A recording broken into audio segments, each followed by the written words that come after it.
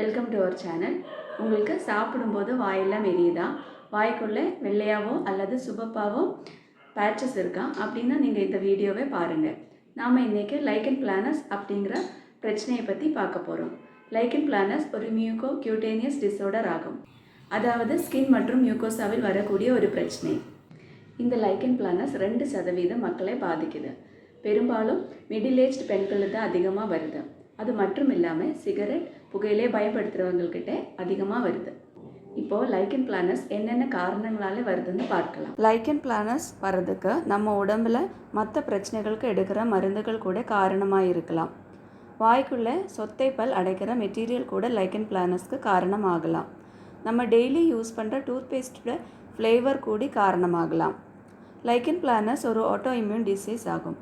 அதாவது நம்ம உடம்போட நோய் எதிர்ப்பு சக்தி நம்முடைய செல்லுகளை அட்டாக் பண்ணுறது தான் ஆட்டோ இம்யூன் டிசீஸ்.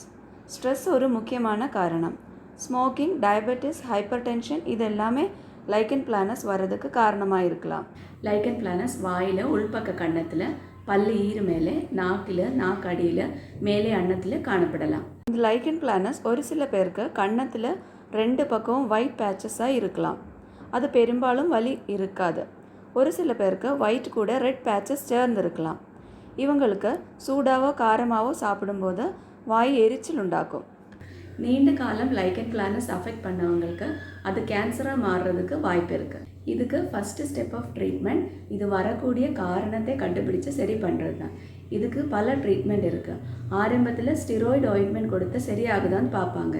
சரி ஆகலைன்னா அது கூட டேப்லெட் கொடுப்பாங்க. லேசர், சர்ஜிக்கல் ட்ரீட்மெண்ட் எல்லாமே இருக்குது. நீங்கள் உங்கள் டென்டிஸ்ட்டுக்கிட்ட கேட்ட தேவையான ட்ரீட்மெண்ட் எடுத்துக்கோங்க. ஒயிட் பேச்சஸ் உள்ளவங்க அடிக்கடி டென்டல் செக்கப் பண்ண வேண்டியது அவசியம். இந்த வீடியோ உங்களுக்கு பிடிச்சிருக்குன்னு நினைக்கிறேன். இதுபோல் இன்னும் பல விஷயங்களை தெரியறதுக்கு எங்கள் சேனலை சப்ஸ்கிரைப் பண்ணுங்கள். நன்றி.